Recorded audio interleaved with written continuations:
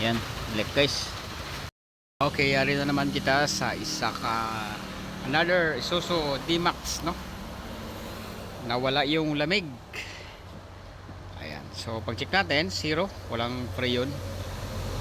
So pag ganito, matik na, no? Tanggalin natin yung evaporator muna para doon tayo mag-umpisa mag-check. So ngayon tinatanggal na nila yung dashboard. Yan.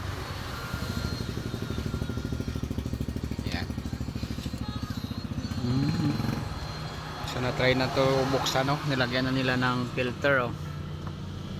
Ayan, oh. Ayan, kasi ang itong model, no, paglabas sa kasa wala siyang cabin filter. So ayan, natuklasan nila. So nagpalagay na sila ng cabin filter na. Ayan, so evaporator yung target natin dito para ma-pull out natin, para ma-electis. Ayan. Okay, update.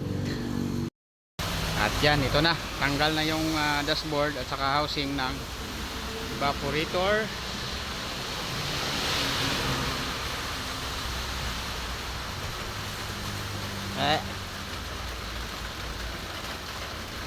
Slot gid.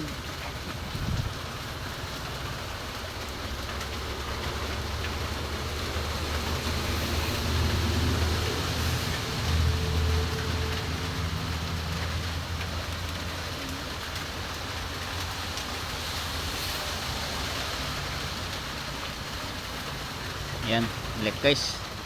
Pwede tayo ng evaporator, no? Ito yung evaporator na kabit natin. Hop.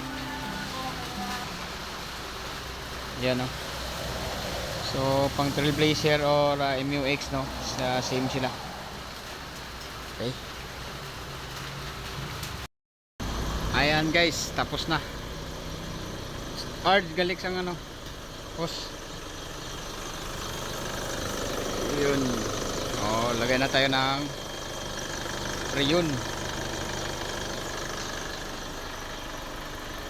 So yung dashboard dito, naibalik na rin, oh. Ayan.